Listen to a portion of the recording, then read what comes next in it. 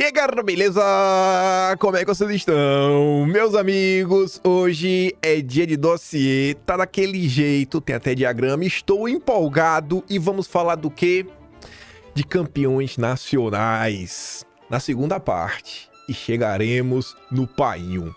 Chegaremos no Painho por um caminho que vocês curtem demais, liberalismo meu. Porque o Zema está ali? Calma por parte. Vamos começar nosso vídeo falando sobre os absurdos que fazem em relação a Bolsonaro. Quero começar na verdade, com uma boa notícia, que não deu tempo de comentar ontem, a questão de anistia.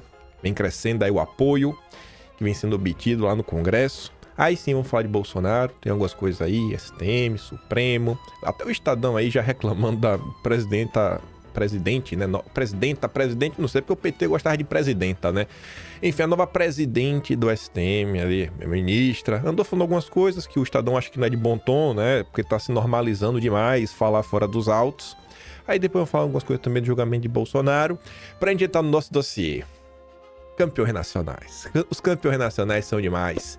Eu podia ter colocado a foto também dos irmãos Batista, da JBS, mas não, só o Lula e o Zema é suficiente. Não vou nem falar do que é, mas eu acho que você vai adorar.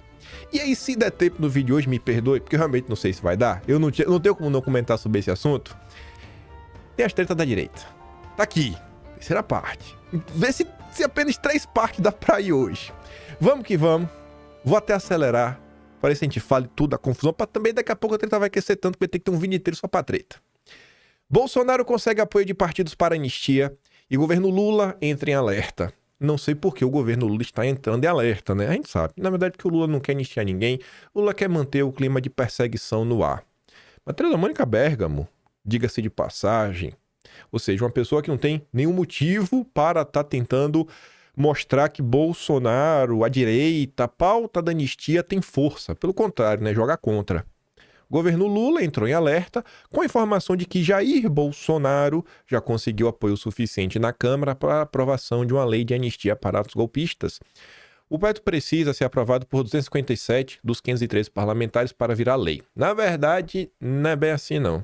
Pelo que me consta, eu posso estar errado, por ser um projeto de lei simples, ele precisa de maioria absoluta no dia da votação. 257 mesmo para valer é um projeto de lei complementar, que é fazer uma modificação, aí tem que ser 257. Obrigatoriamente, não importa se tiver 300 pessoas no local. Mas para garantir, para ter certeza, é melhor ter logo 257 votos. Mas enfim, lideranças do PT fazem cálculos de que o número já foi alcançado. Apoiadores de Bolsonaro afirmaram à coluna, no entanto, que ainda não tem segurança absoluta de que conseguiriam hoje aprovar a matéria com margem de segurança. Mas a maioria estaria próxima. Eles teriam em torno de 237 votos. Faltam, portanto, 20 para chegar ao piso mínimo. Para isso, faltaria atrair o apoio dos republicanos, do Marquinhos Censura.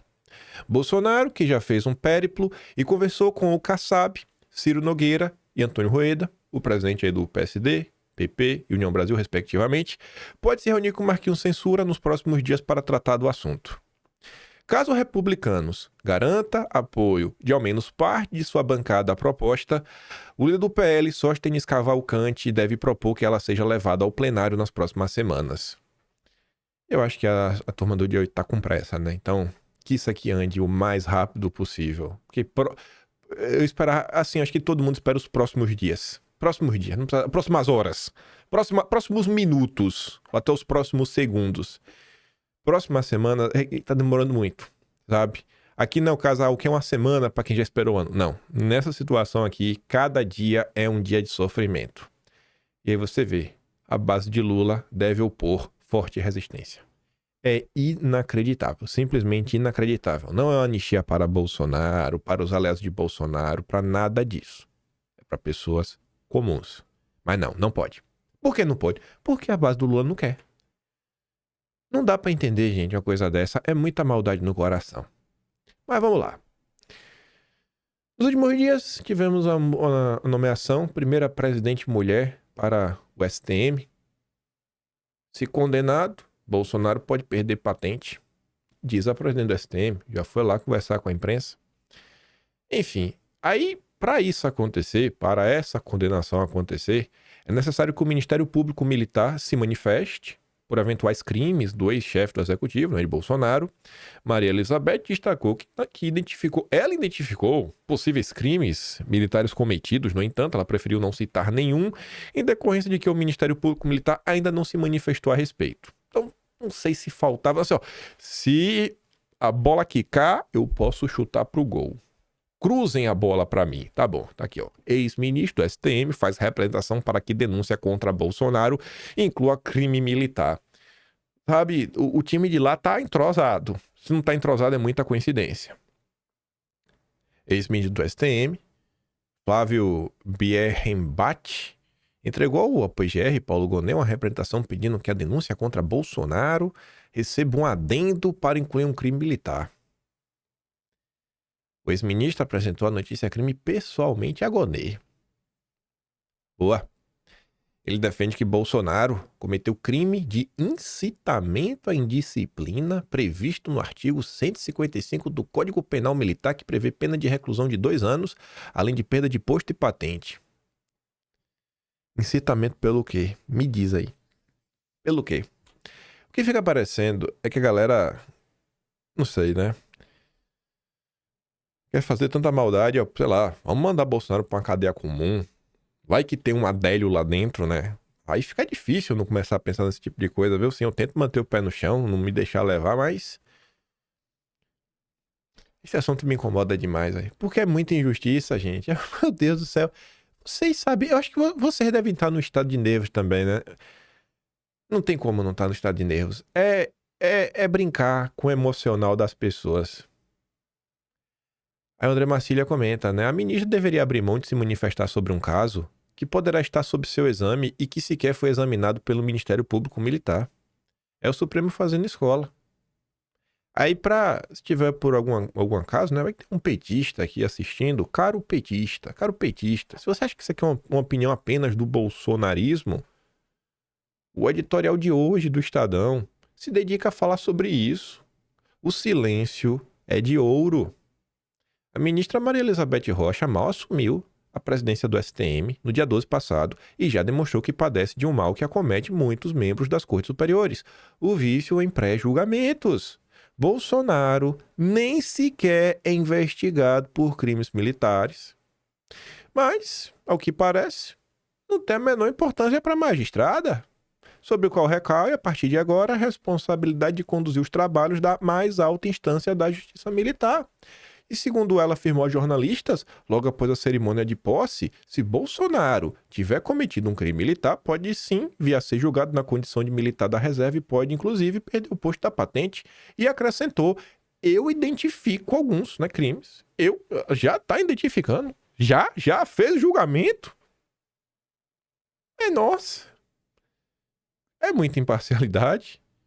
Né? E não tem nem o direito ao contraponto. Eu já vi crime. Pá, tá aqui, ó, bandido. Não teve nem direito a apresentar a defesa. Bandido. Mas eu acho que não cabe a mim identificar. Esse é o papel do Ministério Público Militar em um estupefaciente reconhecimento da impertinência de seu próprio comentário. Como este jornal já sublinhou não poucas vezes, o julgamento das condutas de Bolsonaro no âmbito do que tem sido tratado como a tentativa de golpe de Estado não pode apenas ser isento. Precisa parecer isento aos olhos de uma sociedade cada vez mais descrente na imparcialidade do Poder Judiciário. Isso vale particularmente para o Supremo e também para o STM. Aí o Estadão fala, ó, é evidente, na condição de militar reformado, Bolsonaro pode sim ter cometido crimes de natureza militar. Se o cara é militar, o cara pode ter cometido crimes militares, óbvio. Mas a questão é que não cabe a presidente do STM fazer esse tipo de conjectura. Não cabia quando era mais uma entre os membros da corte, nem muito menos agora que a preside. Mas a senhora Rocha, de certo não ocorreu fazer essa reflexão porque esse tipo de comportamento se tornou banal no Brasil. Dia sim, outro também. Os cidadãos são invadidos por opiniões descabidas de ministros de tribunais superiores sobre os casos que eles eventualmente podem julgar, quando não se imiscuem em seara não afeita à judicatura, como fazer análise política. A ânsia de vocalizar opiniões sobre temas em alta no debate público, especialmente os de natureza política, tem corroído a credibilidade dos tribunais superiores e alimentado suspeitas entre cidadãos de boa-fé. Cidadãos agora tá na minha cabeça por causa da Janja. Cidadãos de boa-fé sobre a real motivação de seus integrantes com esse tipo de incontinência. Quando juízes são vistos como agentes políticos, a aura de isenção da qual deriva a sua legitimidade se esvai.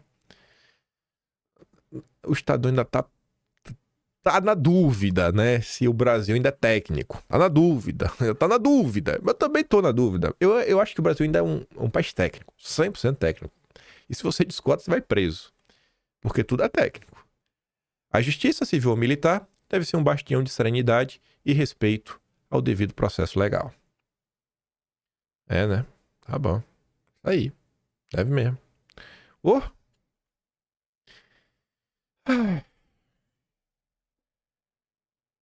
Anteontem, teve uma entrevista no Estadão. E esse aqui é o Valdemarzinho. Esse rapaz aqui, ele é sobrinho do Valdemar. Valdemar fez campanha pra ele, é sobrinho mesmo. A cara até aparece assim. Ele é muito bonito, não, né? Parece, tem uns traços do Valdemar. Leonardo Sica, agora presidindo a OAB de São Paulo. Muita gente reclama da OAB, né? Que às vezes nem se posiciona. Esse caso aqui agora não é a primeira vez que ele vem se posicionando. Ele tá comentando aí sobre a ampliação do foro privilegiado.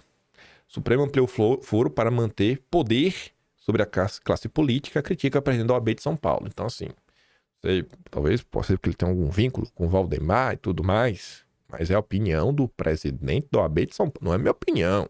Um jurista. E por alguma razão, os juristas de São Paulo, né, lá de advocacia, resolveram elegê-lo. Deve ser, eu não sei se todo mundo é golpista, né? Todo mundo é fascista. Eu acho que ele deve ser técnico também. E ele tá falando, é um tribunal que julga todos os políticos, é um tribunal que acaba se politizando. Se o Supremo reclama do excesso de processos com razão, mas toma uma decisão que vai aumentar o número de processos, há de haver um interesse próprio nisso. Eu acho que é um interesse de manutenção de poder. Aí eu fui dar uma olhada na entrevista, né? 2 perguntinhas só. A entrevista é muito mais longa do que isso. Quem tiver interesse, vai lá dar uma lida nela completa. Ele pergunta assim, irmão, você acha aí que tem esse julgamento, né? O julgamento, na última instância já, foro privilegiado, né? Já vai direto na última instância. Um julgamento como esse, tipo de Bolsonaro, você considera que tem um prejuízo às defesas? E direto já pro Supremo? Ele fala, tem um prejuízo à defesa enorme. Por que você julga a pessoa sem duplo grau de jurisdição? Julgar pessoas criminalmente sem duplo grau de jurisdição tem que ser uma exceção no sistema.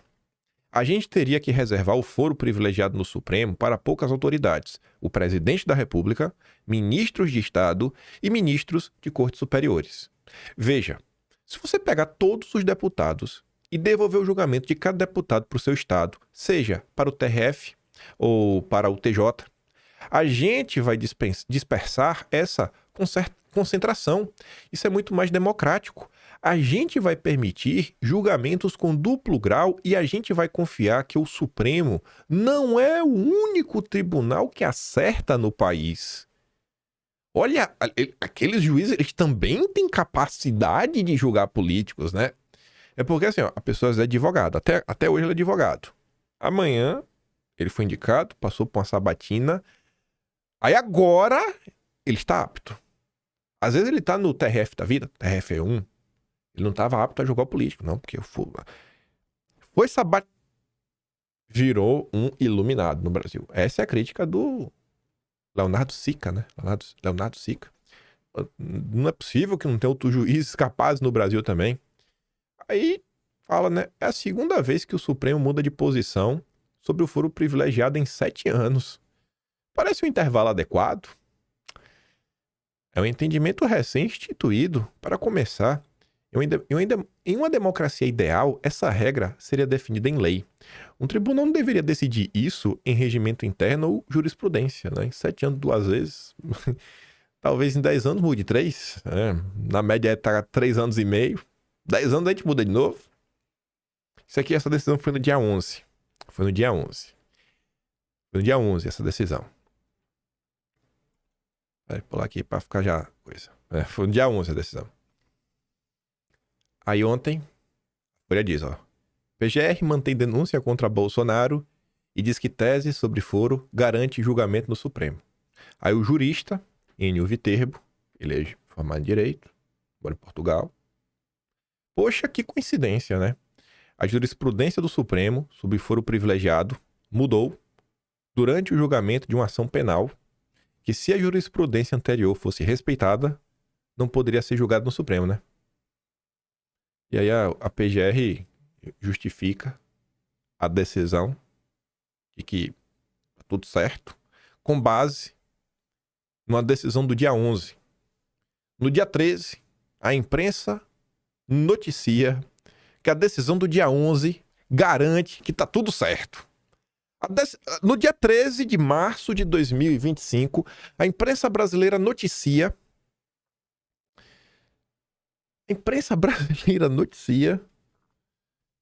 no dia 13 de março, que tá tudo certo com base na decisão do dia 11. Foi tomada durante o julgamento que, a depender da forma aí como tava, podia dar confusão. Técnico. 100% técnico. Aí outro jurista, Hélio Telho, foi anteontem, dia 12. 9h16 da noite. Lá vai o Hélio. E o pior que eu acho que ele fez esse questionamento, eu não sei se ele tá sendo sarcástico, eu realmente não sei. Eu acho que ele fez um questionamento assim, prevendo o pior, mas não tão ruim quanto ele esperava. Porque ele pergunta assim, ó, o Supremo levou 3 anos para receber denúncia proposta pela PGR em 2013 contra Renan Calheiros. Quanto tempo vai levar para receber a denúncia contra Bolsonaro? 3 anos. Ele perguntou isso dia 12, de noite. Anteontem. Aí o que aconteceu horas depois? Supremo aceitou, tá bacana, lindo, e já tá marcado dia 25 o julgamento. E aí, Hélio? Tu esperava que no dia seguinte, irmão, que tu perguntou, tu esperava essa resposta? Eu acho que não, mas tá aí. Técnico, 100% técnico. Aí Bolsonaro comenta. Nos Estados Unidos, a perseguição contra o Trump e as ridículas acusações de insurreição levaram quase 5 anos para serem convertidas em denúncia formal. E depois foram reduzidas a pó pela escolha soberana do povo americano. Tudo correu na primeira instância. Com uma breve consulta ao Supremo sobre a matéria constitucional. Em outros países, como a Alemanha, onde o uso do direito como ferramenta política ainda causa escândalo, um processo com o mesmo tema, envolvendo suspeitas realmente sérias sobre um grupo acusado de planejar um golpe em 2022, continua tramitando na primeira instância. E deve levar anos até ser encerrado, com a decisão final.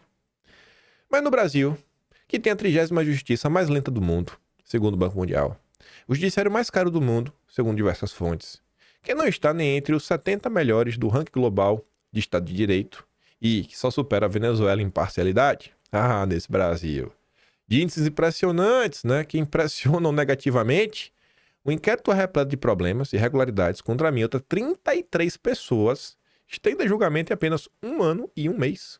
De 8 de fevereiro de 2024 a 25 de março de 2025. É impressionante. Parece que o devido processo legal por aqui funciona na velocidade da luz. Mas só quando o alvo está em primeiro lugar em todas as pesquisas de intenção de voto para a presidência da República nas eleições de 2026. Eu acho que eu sei como vocês se sentem. É isso, né? Ministro defende interpretar leis atuais para punir crimes em redes sociais. Interpretar.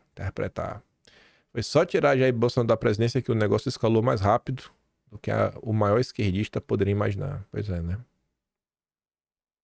Brasil brasileiro. Mas vamos adiantar. Aqui vai dar uma animada. Eu acho, né? Na minha cabeça. O que isso aqui tem a ver com o que a gente vai falar? Nada por hora. Mas veja só. O mundo está passando por diversas transformações, tanto de cunho tecnológica como socioeconômica. Mas o Brasil não ficou de fora delas.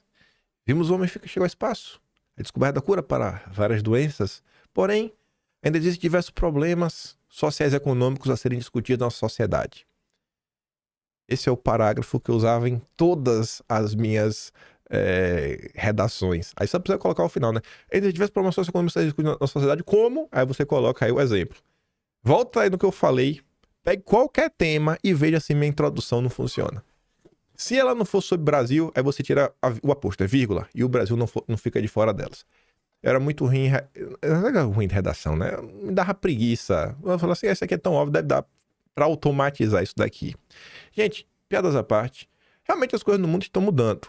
Não necessariamente para melhor, algumas coisas assim. A gente estava comentando outro dia aí sobre que a tendência é que a internet via satélite, que hoje você precisa do Starlink, mas que já é uma realidade, em breve você poderá ter direto do seu celular, e aí, até para ver uma censura de fora, não vai ter como, porque o Estado não tem como impedir o sinal que o seu celular capta. Então, você tem um provedor internacional, você não tem nenhum vínculo com o Brasil nem nada, vai fazer o quê, irmão? Não tem o que fazer. Não tem como censurar mais. Várias pessoas muito poderosas no Brasil já perceberam isso. Mas também você tem outras situações que estão aí acontecendo. Por exemplo, o pessoal que em tese pode trazer algum tipo de liberdade, os criptos, o Bitcoin. E você também tem as CBDCs, né? Que é Central Bank Digital Currency, que seriam as moedas digitais dos bancos centrais. Aí no Brasil, temos o Drex, o Real Digital, que vai poder fazer várias coisas. O pessoal falou, inclusive, que vai poder limitar até onde o cara pode, não pode, né, comprar. Por exemplo, tem um novo Fica em Casa, você, pelo Drex, você pode falar, o cara só vai comprar até 5 km da casa dele. Saiu de 5 km do raio da tua casa, você não consegue pagar. Você vai tentar, não vai funcionar. E você pode fazer várias coisas. Você pode colocar validade no dinheiro. O pessoal já falou isso no Brasil. Você tem 60 dias para gastar. Se não gastar em 60 dias, acabou. Zé fini. Zé fini. Aí você vê que essa ideia linda, essa linda ideia no Brasil, que está sendo empurrada pelos nossos amigos liberais, o Roberto Campos Neto é um dos grandes promotores dessa agenda, né, não é mais o presidente do Banco Central, agora tem o companheiro Galípolo. Moeda digital. Yuan vem com data de validade. Gaste ou ele desaparecerá. O Yuan de qual país? Tá como nada, né? Você vê, os liberais e os comunas sempre sendo alinhados. Moeda digital é programável para ter uma data de validade, o que permite ao seu Banco Central efetivamente aumentar a demanda de consumo e impor taxas negativas conforme necessário. Aí o Arthur fala, essa semana, empresas estão iniciando o teste de segurança do euro digital. O Drex está em fase inicial no Brasil, abaixo a musa inspiradora das moedas digitais. O Banco Central brasileiro já iniciou a exclusão financeira do Pix, a depender de sua adequação e aderência à receita. O absolutismo administrativo tem um objetivo, separar você do seu dinheiro e controlar os meios de gerar riqueza e prosperidade. Coação, exclusão financeira estão começando. Temos de criar base política para proibir esses meios totalitários. Você vê aqui que tem uma convergência. Comunistas e liberais, globalistas, todos unidos em prol do totalitarismo. Você não terá nada de ser lá feliz. Segunda fase de teste do Drex. Confirma como irá funcionar a versão digital do real. O que é que isso tem a ver com a foto do Lula e do Zema? Tem calma. Vai dar ruim para a corrupção. O Drex acaba de entrar nessa segunda fase, deve ser lançado até a metade de 2025. A pergunta é, como a corrupção fará patuar sem operar através do dinheiro físico? Tudo terá rastreabilidade. Esse daqui é um discurso que pode ser sedutor. Tudo vai ser rastreável. Beleza. Será mesmo que a galera não vai achar um meio de combater a corrupção? E qual vai ser o preço disso? Controle. Nos dê mais controle. Abra mão de sua privacidade pelo bem maior, para nós combatermos o crime. Pega lá o 11 de setembro, eles pegaram aquele sentimento da população, colocaram vários atos, né? Vamos quebrando a mão da privacidade, é pelo bem, e nunca volta. Você vai abrindo mão, né, sua privacidade e cada vez mais controle do Estado, mas é uma causa boa, vamos combater a corrupção. Aí você olha para outros setores, também vendo essas questões econômicas. O Grupo LEAD, do Dória, fez um lindo evento onde o Dória defendeu a política econômica do Haddad. Mas vejam só, o Dória defende o Haddad dos petistas. Porque sim, existe uma divergência entre a esquerda raiz, marxista, comunista, o que seja, das propostas do Haddad. Então, mais próximas dos liberais, eles aceleram, curte muito. Na visão do Dória, Haddad conseguiu estabelecer um diálogo produtivo com o setor empresarial e produtivo. Produtivo, os bancos, que produzem o quê? Dívida? Só se foi isso, né? Que é o setor produtivo que Haddad dialoga? Que é o setor produtivo que Haddad dialoga? A Fiesp lá, o José Gomes, sobrinho do Lula, filho do Zé Alencar, né? Ex-vice-presidente do Lula. Mas que o maior boicote contra o chefe da economia vem do próprio partido. É incompreensível que temos uma boa política econômica conduzida pelo Haddad. Muitas vezes, pessoas do próprio governo acabam batendo no próprio ministro. O Haddad recebe ataques daqueles que deviam apoiar e ajudar a salvar o Brasil. Opinião similar tem a Simone Tebet, mas por outra linha. Simone Tebet está no governo que resolveu modificar a regra fiscal do país. Ela já era ministra quando isso aqui aconteceu e ela estava numa pasta muito importante, que é a pasta do planejamento. Cabe a ela também fazer alguns estudos da macroeconomia para entender se ia dar certo ou dar errado. Aí agora, a Simone Tebet vem com a maior cara de pau para falar que o próximo presidente não conseguirá governar com o atual arcabouço fiscal. O PT destruiu a regra fiscal anterior, colocou a regra que o PT queria e ainda assim vai ter que mudar de novo? Uai! Mas como assim? Por que não fez uma regra boa então? A Simone Tebet afirmou que haverá uma janela de oportunidade em novembro e dezembro de 26. Já quer colocar a conta do próximo presidente para consertar a destruição do PT, para fazer um ajuste fiscal estrutural nas contas públicas. Ela disse que o próximo presidente da República não conseguirá governar o país com o arcabouço fiscal que existe hoje, aprovado e proposto pelo PT. Chegou um momento em que 2027, seja quem for o próximo presidente, governa com esse arcabouço fiscal, com essas regras fiscais, sem gerar inflação, dívida e detonar a economia. Simone Tebet está assumindo que o projeto econômico do PT é gerar inflação, dívida e destruir a economia. Por que não abriu a boca antes? Por que não abriu a boca antes? E o pior é que setores da esquerda já estavam reclamando do arcabouço fiscal do Lula, setores da esquerda. Foi o mercado financeiro, em especial os bancos, que se posicionaram a favor do arcabouço fiscal. Volte nas notícias, vá lá no Atlas, veja. Vê se tem alguma notícia da Febraban, do Isaac Sidney declarando apoio, do André Esteves. Sensacional. Agora não presta. Então nós temos a janela de oportunidade, que não é agora, em novembro, dezembro de 26, seja Lula reeleito, outro candidato, de fazer o fiscal, cortar gastos, cortar o supérfluo, fazer uma política no arcabouço mais rigoroso, que não destrua o paciente, obviamente. Uai, por que não pode cortar agora? O supérfluo, pelo menos. O supérfluo não pode cortar agora? Só o supérfluo? O Lula não pode fazer isso, Tebet? Você, ministra do Planejamento? Ela disse que será preciso ajustar a dose do ajuste fiscal, mas numa dose que permita garantir a sustentabilidade da dívida pública, baixar juros, baixar a inflação e fazer a economia crescer. Pois é, né? E não é isso que vocês fazem. Aí nesse cenário, que fica nesse lindo joguete do mercado financeiro, campeões nacionais, petistas e liberais, surge essa notícia. Tinha dias. Eu tava para comentar com vocês, mas algo me dizia que eu tinha que ter tempo pra pegar essa notícia com carinho assim, ó. Pega ela aqui, ó.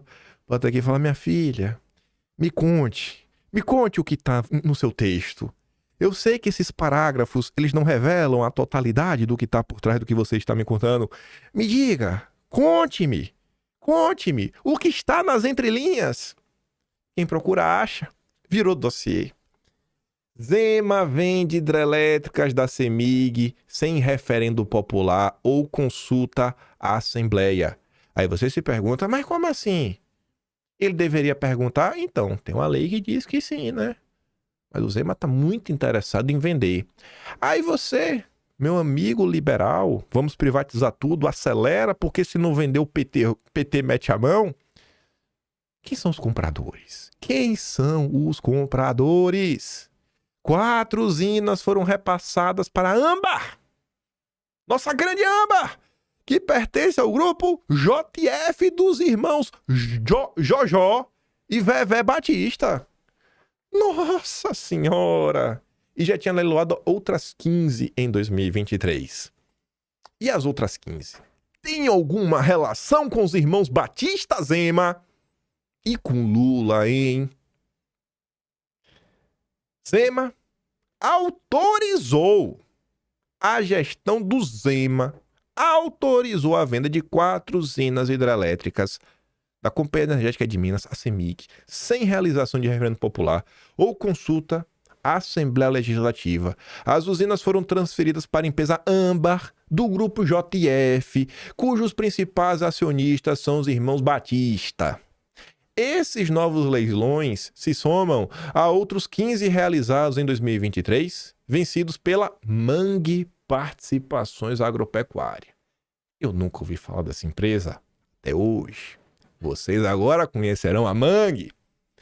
Nossa, é um outro campeão nacional, mas vem de berço de ouro. Nasceu para ser campeão nacional. Ao todo, a venda das 19 hidrelétricas gerou ampla repercussão no Estado, com questionamento de parlamentares e sindicatos. A oposição ao governo Zema alega que desrespeitou a legislação vigente. Lei número 15.290 de 2004, sancionada pelo Aécio, veja só, determina que a venda de usinas hidrelétricas só pode ocorrer com aprovação de 3/5 da Assembleia Legislativa e realização de referendo popular. Zema desrespeitou essa lei, Zema, para vender pros irmãos Batista, Zema. Zema! Você é liberal, meu. Você curte, hein? Liberalismo. Vamos privatizar tudo. É assim que vocês vão resolver o Brasil? Partido novo, hein? Foi o Deltan Dallagnol que mandou vender pros irmãos Batista, foi? Acelera! O silêncio de Deltan Dallagnol é ensurdecedor. A autorização para a concessão das 4 usinas, assinada em 21 de fevereiro, ocorre em meio à adesão de Minas ao Programa de Pleno Pagamento de Dívidas dos Estados. A medida, porém, contraria o discurso do próprio governador, que tem defendido a concessão de estatais à União como forma de reduzir a dívida pública. Segundo críticos, os leilões antecipados diminuem o valor de mercado da CEMIG. As usinas em questão estão localizadas em Juiz de Fora, Manhuaçu, Águas Vermelhas e Uberlândia. Elas foram vendidas por R$ 52 milhões com ágio de 78,8% em relação ao preço mínimo de mercado. Qual é o preço de mercado? Quem disse que o preço mínimo é X? Quem falou que o preço mínimo é X? Para falar, não, a gente vendeu por 78% acima de X. Mas quem falou que X realmente é um preço bom? Eu não achei essa informação. E o meu histórico mental, de memória, os processos de privatização no Brasil, quando eu penso assim de grupos que ajudaram a precificar empresas que foram vendidas, como por exemplo a Vale do Rio Doce, e quem foi que ajudou a precificar o valor da Vale? Valor mínimo? Os Rothschild. Mas nossa, eu acho que o Zema não fez isso. Teve um caso aí também envolvendo os Rothschild no Paraná, que sem licitação, o Rothschild também pediu ajuda, né? Caso que envolve a Copel. Espero que não tenha sido os Rothschild dessa vez, viu, Zema? Pelo menos isso. A operação ainda precisa de ser validada pela ANEEL. Lula, será que o Lula vai negar? Pros irmãos Batista! ANEEL! Oh, meu Deus! Ainda mais aí com o coligado da Minas Energia. Alexandre Silveira, lembra do Alexandre Silveira? As visitas dos irmãos Batista lá, dos representantes do JT. Meu Deus, eu estou emocionado, Zema! Zema, eu estou emocionado! E pelo CAD. O CAD. Não, o CAD, agora tá safe. Agora tá tudo nosso. O CAD vai garantir a soberania. Vendendo pra brasileiro também, né? Tá de boa, tá de boaça. A venda de 15 usinas anteriores já havia sido questionada na Justiça. Em março de 2023, o deputado estadual, professor Cleiton, do PV, apresentou uma representação ao Tribunal de Contas do Estado para contestar a alienação de subsidiárias da CEMIG. Em outra frente, o Sindicato dos Trabalhadores na Indústria Energética de Minas, Sindiletro, ingressou com ação popular contra o leilão das 15 usinas. Em decisão de primeira instância, o juiz Fabiano Afonso, do Juizado Especial de Belo Horizonte, anulou o edital de agosto de 2023. O processo está em andamento e cabe recurso. Após os novos leilões, a deputada estadual Leninha, do PT, enviou um ofício ao Ministério Público de Minas, afirmando que o governador descumpriu as exigências legais. No documento, a parlamentar destacou uma consulta popular informal que teria apontado que 95% dos mais de 300 mil participantes se posicionaram contra a privatização das estatais mineiras. O Globo procurou o governo de Minas e a CEMIG. A reportagem será atualizada em caso de manifestação. A reportagem é do dia 10. Até o momento, não apareceu uma manifestação, né? E a mangue, hein? A gente falou dos irmãos Batista, não precisa nem pesquisar mais que vai fazer sentido. E a mangue? E a mangue? Mas antes de falar da mangue, vamos ficar aqui naquele suspense que vem coisa aí sobre a mangue. Vamos falar um pouco mais do irmão Batista, só relembrar umas coisinhas, porque são coincidências. E ambas as coincidências envolvem nossos grandes pré-candidatos. Porque o Zema é pré-candidato a ser presidente e a direita brasileira, liderada pelos nossos irmãos intergalácticos, o nosso grande Deltan Dallagnol, está colocando o dedo na cara, Bolsonaro contra a parede e exigindo dele abrir mão do seu nome para apoiar o Zema. Ou Ratinho Júnior, alguém. Só não pode ser ele porque Bolsonaro é um grande egoísta.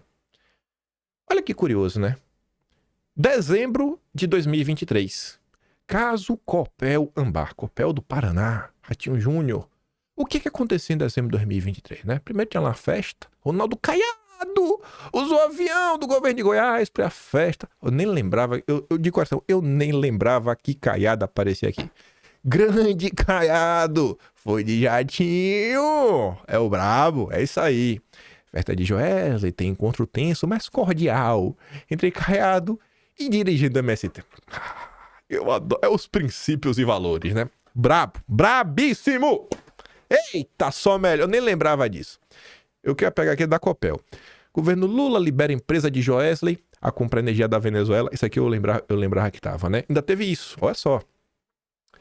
Lá no norte do país, né? Não tem energia. Por causa do resto do Amapá. Não é Amapá? Ou é Roraima? Sempre fico na dúvida.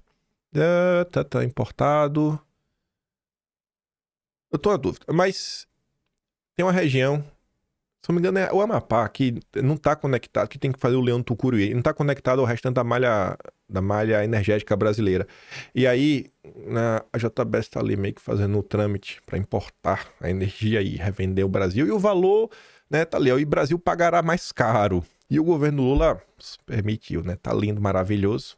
Ministério ataca a Folha de São Paulo por reportagem sobre compra de energia da Venezuela. Ministério de Minas e Energia do Alexandre Silveira, PSD, Kassab, que já se encontrou várias e várias vezes com a turma da JF. Compra de energia da Venezuela passou pelos irmãos Batista desde o início. Amba Energia. Você vê que os irmãos Batista estão apostando que energia é o caminho. E a gente até comentou que a conta de luz subiu de preço, né? Eita, que o são visionários. São visionários. Os homens nasceram para ser campeão nacional. Eles nasceram para ser campeões nacionais. Mas enfim, aí o que acontecia? Dezembro de 23, Copel, ou seja, Ratinho Júnior, vende usina elétrica a gás para Âmbar. Zema vende, tá, e o Ratinho Júnior também. Nossos grandes pré-candidatos. Aí o pior, na época, a justificativa da Copel passava em torno das questões de mudança climática, tudo mais, né, etc. E aí depois, não sei se naquele documento, acho que nesse documento aqui mesmo que tá lá, meio com a nota técnica falando sobre isso, né, esse documento mesmo, questões ambientais, tudo mais, pipipi. E aí, quando você pega a Âmbar, né, que vem se expandindo ao redor de todo o Brasil, você ia lá na questão da Copel, aí a Copel, em 2022, né, um ano antes dessa venda, da venda, tinha feito lá o Copel Day SG, os pilares. Aí os compromissos da Copel era aqui, né? Só melhor ler. Desinvestimento de termoelétricas, ou seja, as UEGAs, que foi exatamente isso aqui, né? Que eles venderam para os irmãos, para a JF, para Âmbar.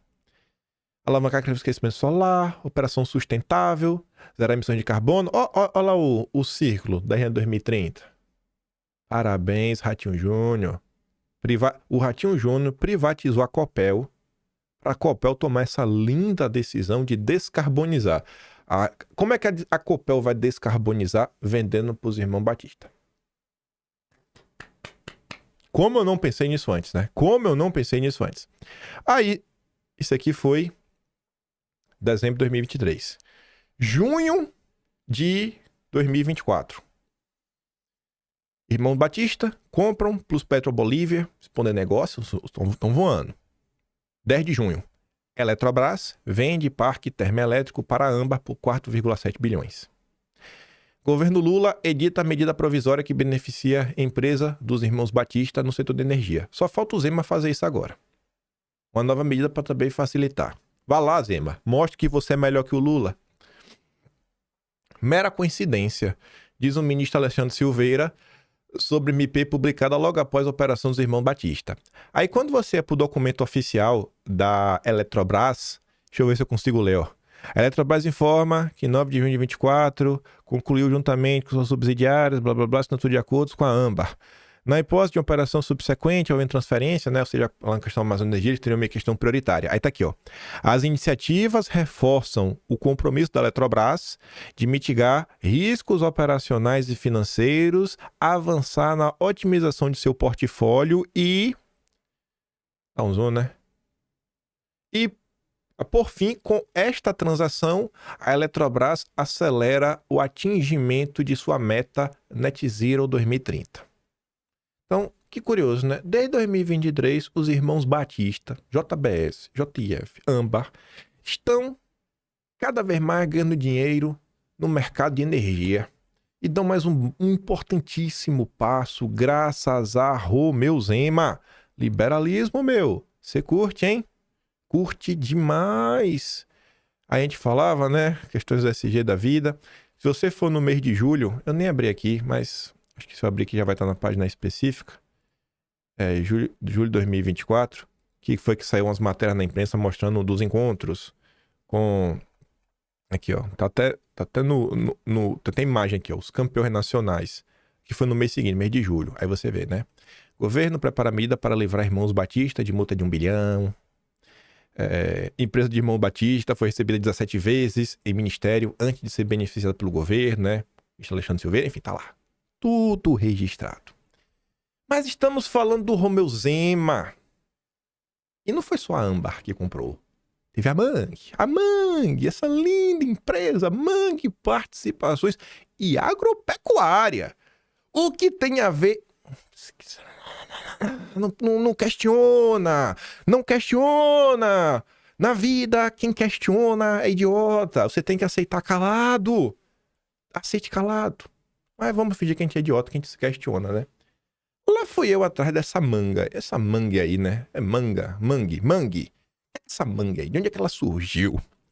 Aí tem uma grande matéria. Longa matéria. Publicada pelo Intercept. Eu peguei e li. Eu até recomendo, que a matéria tem umas fotos. Até dos encontros que eles vão relatar. Encontros que aconteceram em 2013 e tudo mais. Mas como eu não vou abordar a matéria inteira, por questão de tempo... e o ator sentindo nem vai dar...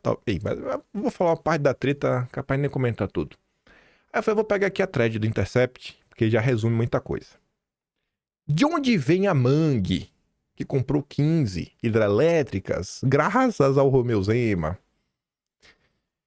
2018, ó. 2 de outubro de 2018. Nesta segunda, o deputado estadual e candidato a governador de Santa Catarina, Gelson Merizio, mandou esse recado ao Intercept Brasil depois que publicamos uma reportagem sobre sua rede oculta de hidrelétricas. Apagou o comentário. Não tá mais no ar, mas tava ali o link. Como não temos certeza se o candidato leu o texto, resolvemos resumir a reportagem. Gelson Merizio declarou pouco mais de R$700 mil ao TSE. O patrimônio está longe de refletir a rede de negócios e amigos, empresários que o político tem no setor energético. Quem era Gelson Merizio em 2018? Além de deputado, ele concorreu ao governo do estado de Santa Catarina. Perdeu por Moisés. E ele concorreu por qual partido? Olha o número, 55. PSD do Kassab. Agora ele migrou. Agora ele é o novo homem, tá no PSDB.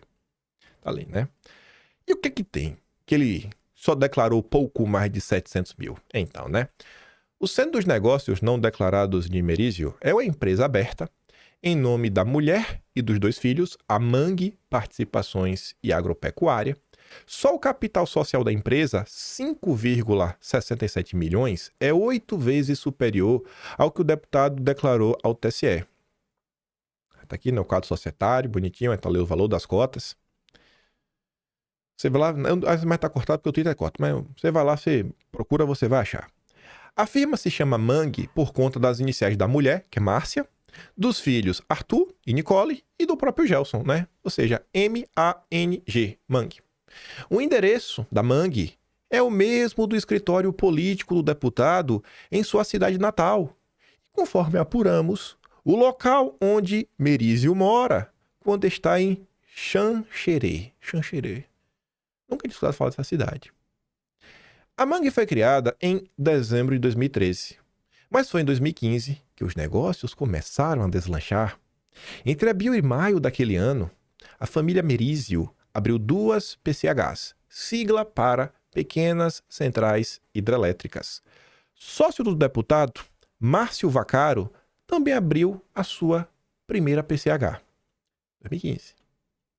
A abertura das empresas ocorreu na mesma época, olha a coincidência, em que Antônio Gavazzoni, que é cunhado do nosso grande Gelson, o cunhado do Gelson era secretário da Fazenda de Santa Catarina.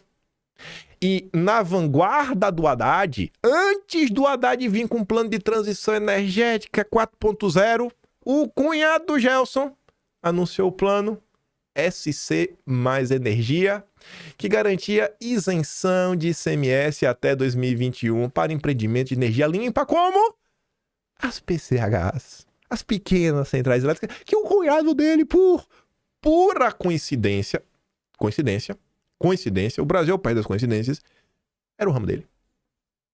Eu amo o Brasil. É assim que nasce um campeão nacional, pessoas de visão. Olha a Mangue aí do Zema. Mas tu acha que para por aqui? Não para. A gente vai ter que voltar de onde a gente veio. Para JBS. Estava eu passando no Twitter e me deparei com essa postagem de 22 de julho de 2024. É proibido citar o nome de Gelson Merizio e da JBS na mídia local? Do site SC em Pauta, né? E essa jornalista de esquerda. Aí você lê esse parágrafo, né? Algumas movimentações em Florianópolis mostram grande intensidade no movimento das peças do tabuleiro de xadrez. Primeiro, a movimentação pró Dario Berger. Grave esse nome, Dario Berger, PSDB. Feita por uma ex-liderança que apadrinha um projeto. Quem é essa ex-liderança? Não pode falar o nome? É o Gelson. É o Gelson da Mangue? Não sei. Contando com o forte apoio de uma multinacional. Que multinacional é essa? Seria a JBS? Ela falou, né? SC em Pauta. Vou lá no SC em Pauta, né? Deixa eu ver se eu encontro alguma coisa aqui que possa realmente dar a entender que é o Gelson e a JBS. Bancada do PL na LESC impõe sua força para eleições. Nomeação irrita parte da bancada do MDB, entre outros destaques, né? Tá ali. A matéria fala de um monte de coisa. Aí, em determinado parágrafo, apoio de Merizio. Se em Florianópolis o candidato de Gelson é o Dario Berger, então aqui é o Dario Berger. Então, realmente, né? O próprio é sem pauta, né? Uma ex-liderança que é a padrinha. É o Dario Berger. Entendi. É o Merizio, entendi. Em São José, Merizio não tem escondido de pessoas próximas que está com a ex-prefeita Adeliana Dalpon, do PL, que hoje é conselheira da Casan. A coluna tentou apurar a possibilidade de Merizio ou a JBS estarem apoiando financeiramente a pré-campanha da Adeliana. Então, parece, né, que o Merizio tem uma proximidade com a JBS. Que é da AMBA, né? Que é da JTF, que é da AMBA, que o Merizio e os irmãos Batista aí, né, estão fazendo a festa com o Zema. Mas não fica por aí, né? Eu falei, isso aqui tá muito curioso, vamos continuar buscando. Aí encontrei essa postagem aqui de 8 de junho de 2021. Gelson Merizio é cotado para disputar governo do estado com apoio da JBS. Eu falei, mas que história é essa? Por que estão tentando vincular o Gelson, que eu não conhecia até ontem, a JBS? Que cargas dá? O que tem a ver o Gelson com a JBS? Maldito Google traz as respostas. O Bastidor, o jornal que a gente está sempre acompanhando coisa ou outra. Em 31 de julho do ano passado, estava comentando sobre o caso, que a gente já comentou um pouco sobre esse caso, que é o caso da Eldorado Celulose. O que é que aconteceu? Na JBS lá tinha uma empresa, vendeu, né? E aí a Paper Excellence comprou e agora a JBS não quer desfazer a venda. Basicamente isso. Aí o que essa notícia dizia? O juiz Márcio Jonas Engelman será o responsável por julgar o caso que envolve a compra da Eldorado Celulose pela Paper Excellence. A informação foi passada ao bastidor pelo TRF4. A ação apresentada à Justiça Federal de Chapecó. Essa ação começa em Chapecó. Essa ação começa em Chapecó 2023. Chapecó é em Santa Catarina, né? Santa Catarina é o estado do Gelson. Queria até ser governador. Vai recomeçar após o TRF4 decidir nessa terça que o tema merece ser analisado. Eldorado foi vendida a Paper pela JF em 2017, quando o preço da celulose estava baixo. O negócio de 15 bilhões de reais foi firmado porque os irmãos Joesley e Wesley Batista precisavam de caixa após firmarem acordos com autoridades brasileiras para delatar crimes investigados pela Lava Jato. Um ano depois, após a poeira baixar com a justiça e o mercado de papel voltar a ser atrativo, a holding dos irmãos Batista desistiu do negócio. Não, vamos voltar atrás. Essa decisão iniciou uma batalha jurídica que envolve um processo arbitral, ações no TJ de São Paulo, TRF4, além de recurso no STJ. O processo em questão, esse aí, de 2023, que começou em Chapecó, foi apresentado à Justiça por quem? Pelo ex-prefeito de Chapecó, ex-secretário de Santa Catarina, Luciano José Buligon, que é ligado a um dos conselheiros da JBS, Gelson Merino. Não. Aí é aquele momento que a gente fala assim, ó, vira a mesa para... Gelson, você é conselheiro da JBS, Gelson da Mangue, que comprou junto aos EMAs termoelétricas a AMBA. Eu tenho um diagrama. Eu vou chegar no diagrama já. Não é possível, Gelson. Zema! Acelera, liberal! Entreguista! Diário do Poder. Irmãos Batista alegam até soberania nacional para não cumprir contrato. Questão ainda também da Eldorado Celulose. A ação ajuizada em Chapecó chama a atenção por alguns fatos curiosos. O primeiro deles é o repentino interesse do ex-prefeito da cidade pela venda da Eldorado, o que ocorreu há 6 anos. Embora a transação tenha ficado pública em 2017, Buligan resolveu se manifestar sobre o caso somente em maio deste ano. Maio de 2023. Coincidentemente, algumas semanas após o seu aliado político, Gelson Merizio, ter sido eleito membro independente do Conselho de Administração da JBS. Semanas após o Gelson ter se tornado conselheiro da JBS, o homem lá de Chapecó, eu vou judicializar essa porcaria. Quando era prefeito, Buligon não mediu esforços para eleger o Gelson da Mangue na campanha para governo de Santa Catarina em 2018. Aí, se você ainda não entendeu o que o Zema fez, a gente vai chegar lá. Hoje, junto com Gelson Merizio, já tá no Solidariedade, ele muda de partido o tempo inteiro. Almocei com o nosso presidente Lula. Uma conversa de grandeza. Confirmação de nossa pré-candidatura pelo PT ao governo de Santa Catarina. Zema! Acelera! Liberalismo meu! Liberal meu! Ele curte! Você curte, Zema? Que linda foto, né? Olha essa!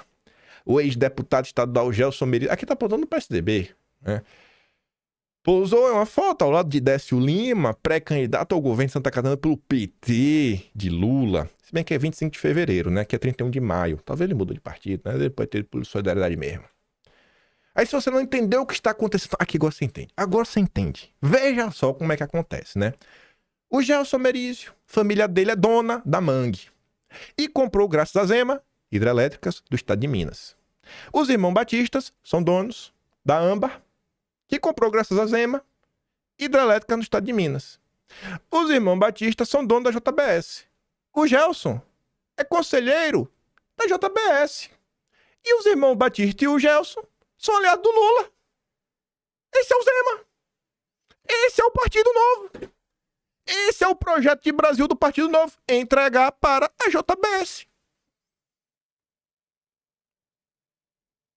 Aí eu tenho que apoiar o Zema. Aí Bolsonaro tem que abrir mão do capital político dele para apoiar o Zema. O Ratinho Júnior. O Caiado. Coincidentemente, os três aparecem. Oi, eu nem esperava que o Caiado aparecesse. O Ratinho já ia falar dele. Ah, liberais. O problema do Brasil, gente, é o liberalismo desde sempre. É o liberalismo que está por trás do golpe de 1889. Foi ele que criou todo o arcabouço das ideias, se trazer os militares para discutir, para abraçar a causa. O que a direita adora falar sobre o positivismo, todas essas ideias vêm pelas mãos dos liberais, arquitetadas ali dentro da bucha. Se você não sabe o que é a bucha que eu tô falando, procura aqui, dossiê Burschenschaft paulista. A bucha paulista. Foi um grupo secreto, que não era tão secreto assim, porque é público. Se inclusive você for hoje no site do Arcadas, lá da USP, você lembra das Arcadas, onde inclusive a carta pela democracia contra Bolsonaro foi assinada? Se você for lá no site da Arcadas, você encontra tipo a Constituição da Bucha, tá lá, escaneada, papel antigo, letra antiga, foi montada lá em 1830 e pouco, toda a nata da oligarquia brasileira foi membro daquilo ali, todo o governo da República Velha, já o primeiro já, você pega Deodoro, os três principais ministros eram bucheiros, Campos Salles, Bocaiúva, Rui Barbosa, Barão do Rio Branco eram bucheiro também, todos os presidentes da República Velha eram ligados à bucha, todos estudaram no Largo São Francisco. O patriarca da família Setúbal aí, que funda o Itaú, né? Olavo Egídio Souza Aranha, foi presidente do PRP, Partido Republicano Paulista, que era o partido da bucha, foi presidente do partido lá em São Paulo por 13 anos, estudou no Largo São Francisco, possivelmente era um bucheiro. Aí você teve, então, até 1930, aí vem o governo Vargas. Depois que o governo, a Revolução de 32 sai pela mão da bucha, quem conta isso, tem um livro dedicado a esse papel da Faculdade de Lei do Largo São Francisco, é o Dulles, o filho do Dulles, é a partir daí que eu descubro a história do Dulles, os grandes liberais brasileiros, eles tentam lá em 32, aí eles chamam de Revolução Constitucionalista. E o termo pegou por quê? Porque eles são donos da imprensa. O Estadão, ele é criado para ser o veículo oficioso da bucha. Júlio de Mesquita, pai, estava lá na fundação. Júlio de Mesquita, filho, o filhinho, Julinho, que já também já morreu nos anos 70, se não me engano, inclusive foi chaveiro da bucha, que no 4º ano, estudante da USP, você meio que controlava. Aí, no intervalo dos governos Vargas da vida, eles ficaram no poder, ali a época inclusive do Juscelino e tudo mais. Você pega até o Mário Garneiro, vê lá o papel do Mário Garneiro, o pessoal tava comentando esse dia, tá no título do Épito, vê lá a ligação dele com o Juscelino e tudo mais, enfim, pega lá a história. Aí você tem ali todo o processo 64, que uma matéria, inclusive, da revista Manchete, de 1981, se não estou errado no ano, mostra o papel da bucha, de toda essa elite liberal em fazer o que acontecer, já toda a situação. O governo militar teve duas alas diferentes, por mais que ainda tinham a figura do Geisel, né? um estatista, né? Desenvolvimentista, etc. Você tinha todo o setor financeiro dominado pelos liberais, que veio ali do IPES, os ipesianos. Tem as listas, né, das nomeações que foram feitas. Está se falando da USAID. O acordo do MEC-USAID foi lá durante o governo do Sai Guarabeira, acho que é o cantor. Sabe alguma coisa? Esqueci agora. Mais ou menos assim o nome do cara. Procura lá. Enfim, era do IPES também. Toda essa turma. Senhor Roberto Campos, Jorge Melo Flores, Otávio Bulhões, Gudim. Toda essa turma. Lucas Lopes. O processo da mineração.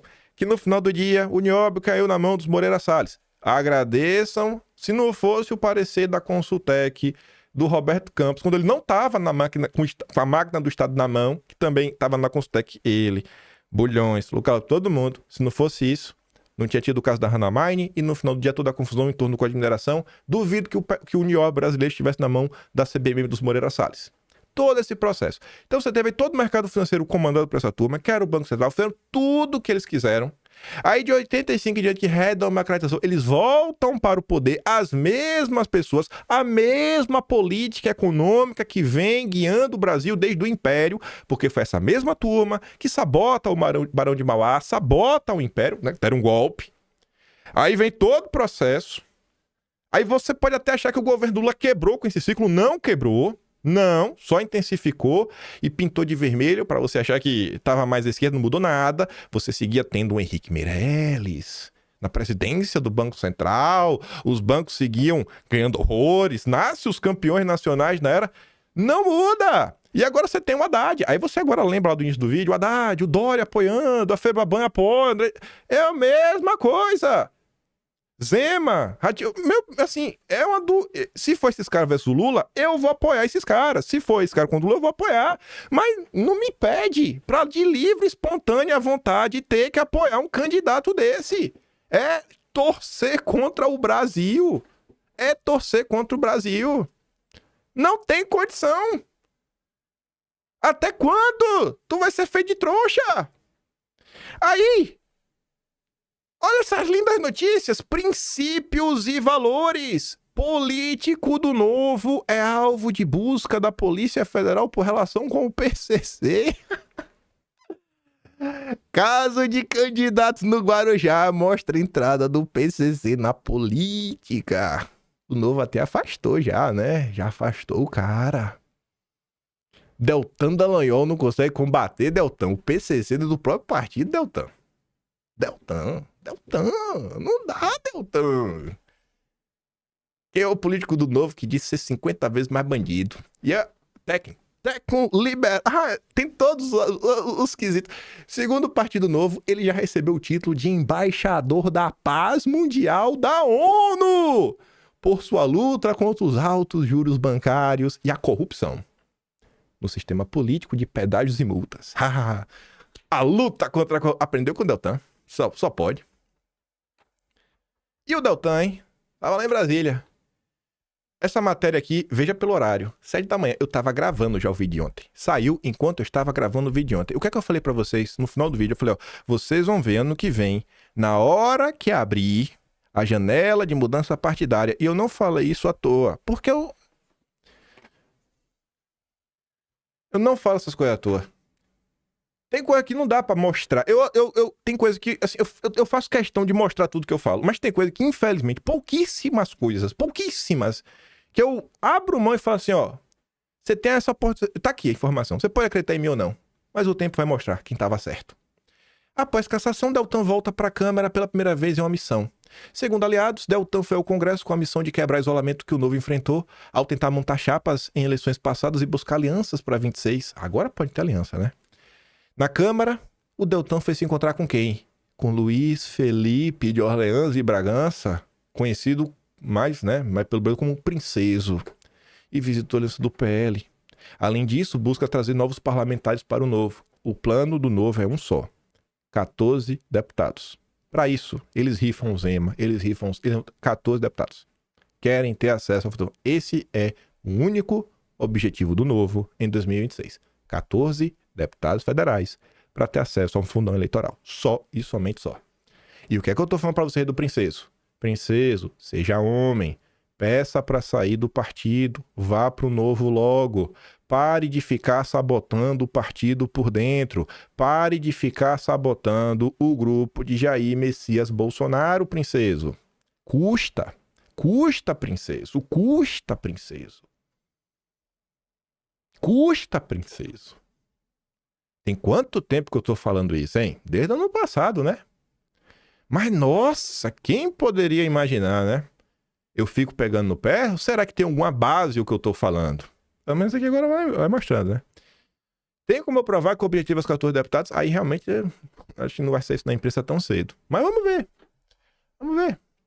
Vai lá, gente. Liberalismo, meu. Você curte? Vocês não acham estranho? Qualquer pessoa que questiona isso, como eu questionei outros dias, vem toda a turma, toda, sem exceção, com RTs e comentários. Você é comunista? Então, peraí. Se eu sou contra o entreguismo, eu sou comunista. Se eu sou contra privatizar para JBS, eu sou comunista. É assim que funciona? É? Tá bom. Vida que segue. Infelizmente, não vai dar para comentar sobre a treta.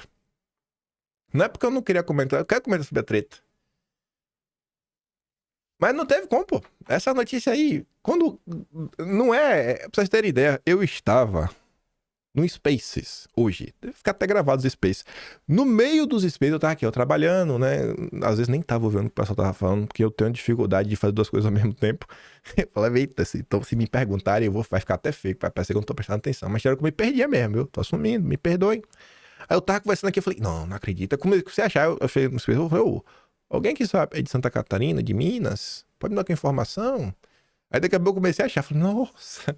Aí eu falei, rapaz, tô achando que vai virar até doce o vídeo de hoje, né? Acabou virando, né? Nunca é planejado. Vai acontecendo, a informação aparece na minha frente. Aí eu falo, não tenho como não comentar sobre isso. Eu quero muito comentar sobre a treta ainda, tem tanta coisa pra comentar, mas... Ai, essa última aí agora é sensacional. A mesma coisa que o Ratinho Júnior fez, o Zema tá fazendo, a Eletrobras também fez. A Âmbar Energia vai aí trabalhando para ser a maior empresa de energia do Brasil. Daqui a pouco vai ser maior que a Eletrobras. Daqui a pouco vai ser maior que a Eletrobras. O Pamanera que é do Estado, pronto. Agora vai ser a maior potência energética do Brasil, vai ser a Âmbar dos Irmãos Batista. Pronto. Pronto. Não é, o Estado não é mais um problema, não. Ah, mas o quê? Não era só privatizar tudo? Não era assim que resolvia? Vocês acham mesmo que no mundo de hoje que a gente vive, vocês estão vendo o que está sendo feito? O Trump não aceitou a venda de uma empresa de aço pro Japão. Não foi pra comunada, não. Não foi pra Rússia. Não foi pro... Não vou deixar vender. Não vou deixar vender. Cada vez mais, e é um assunto que a gente deve tratar nos próximos dias, a discussão sobre nacionalismo vem ganhando espaço na imprensa. Tem um vídeo que a Tsuki postou no Twitter, que é a turma da CNN falando sobre isso. Sobre algumas coisas que estão acontecendo, que a depender do posicionamento da direita, pode se chocar com a agenda da defesa do nacionalismo, né? Porque eles já estão começando a dar esse nome. Por quê? Porque é uma pauta que vem crescendo. Eu não falo sobre isso porque a direita às vezes é tão bocó que começa... Ai, todo nacionalista é comunista. Vem com uns papos assim e fala... Não, nem vou brigar. Tá aqui, chame patriota, velho. Eu não vou ficar brigando por rótulo. Mas eu sou o cara que lê bastante. Eu consigo ter o feeling das coisas. Eu tô observando. Na Europa, o senhor Orbán, na Holanda, na Itália, Portugal, Espanha. Nacionalismo, nacionalismo, nacionalismo. Aí vem o Trump. Nacionalismo, nacionalismo. Nacionalismo econômico. Eu falei, cara, essa daqui é a pauta para onde a direita vai acabar marchando. Aí vem pra essa direção. Aí saiu a notícia agora na imprensa aqui. Lula vai tentar contrapor a direita numa campanha nacionalista em 2026. Nacionalismo, porque o pessoal está percebendo que a questão ligada à soberania nacional está se tornando cada vez mais chave. A gente vai chegar em determinado momento que algumas questões econômicas terão de ser repensadas. Porque como é que pode um país... Você pega os Estados Unidos, tem de tudo. Inclusive agora eles vão começar a instalar lá em solo americano as fábricas de semicondutores. O high-tech. E isso do que a gente já usa hoje em dia, celular, computador, fora os últimos desdobramentos. Você pega aí os processador quântico, né? O que a Microsoft apresentou, o que a Google está apresentando, cada um com suas especificidades, mas está no nível de protótipo. Mas já estamos tentando dar o próximo salto, porque essa é a nova barreira, né, da tecnologia. As IAs estão lá, SpaceX, tecnologia de ponta. Essas empresas vendem produtos de alto valor agregado, conseguem pagar ótimos salários. Estados Unidos, Europa, a Europa ainda tem vem piorando. A Austrália ainda está ok ainda. E outros países vão crescendo. A Índia vem ricando, os comunas vem ricando, né? O país vermelho. E o Brasil não. E qual é o problema disso? Que o mundo hoje, ele está dolarizado. Se os salários no Brasil não acompanham, não crescem, e tudo que o brasileiro consome cada vez mais está sendo tabelado em dólar, imagine se a demanda por carne bovina, café, ovos e diversas coisas que vocês consomem diariamente começa a crescer de forma exponencialmente na Índia e na comunada, que países que ambos juntos tem quase 3 bilhões de pessoas.